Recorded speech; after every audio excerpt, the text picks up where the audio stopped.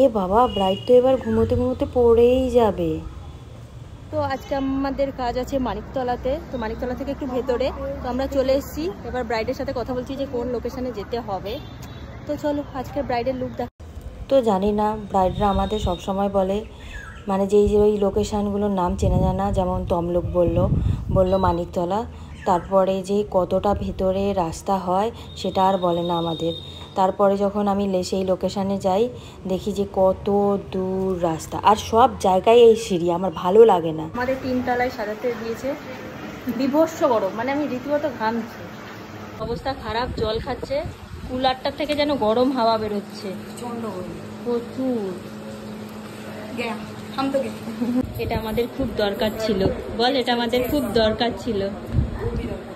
আজকে কিন্তু আমার রিসেপশন ব্রাইড হচ্ছে কেশবতী, আর বলেছে এই লং হেয়ারের ওপরে ফুল কালস হবে।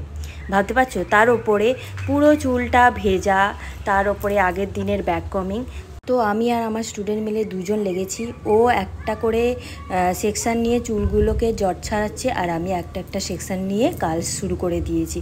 বীভৎস গরম, তার মধ্যে সত্যি কথা বলতে পরের দিন রিসেপশান হলে ব্রাইডের সত্যিই শরীর দেয় না। তো ব্রাইড বারবার ঘুমিয়ে পড়ছিল, যেহেতু ওর শরীর দিচ্ছিল না আর ঘুমও পাচ্ছিল।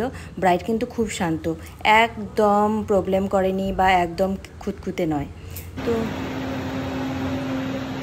গরমে থাকতে পারছি না, আবার নিচে যাচ্ছি, আবার আমরা সব নিচে যাচ্ছি, আবার নিচে যাচ্ছি, এসে আমার কাছে ঘামটা দেখ, মানে রীতিমতো বাইছে।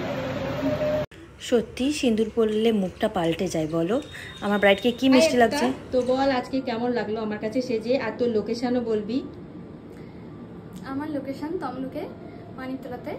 আমার দীপিকাদির কাছে সেজে খুব ভালো লেগেছে, আর দীপিকাদির কাছ থেকে সেজে আমি খুব স্যাটিসফাই হয়েছি।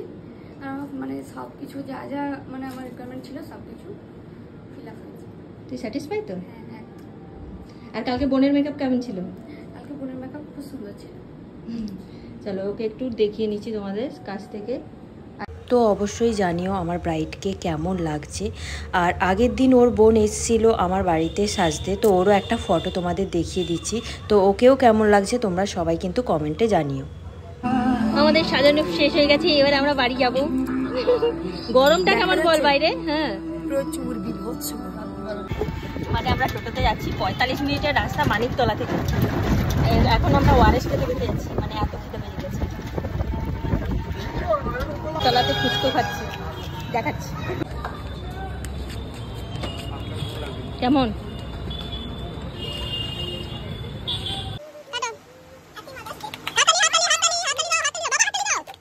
তারপরে বাড়ি এসে 9টার সময়, যেহেতু মাদার্স ডে ছিল, শ্বশুরবাড়িতে গিয়ে ফার্স্ট মাদার্স ডে পালন করলাম শাশুড়ি আর ননদের সাথে। তারপরে মা আর ঠাকুমার সাথে সেলিব্রেশন করে আজকের দিনটা কাটিয়ে দিলাম। কেমন লাগলো ভিডিওটা?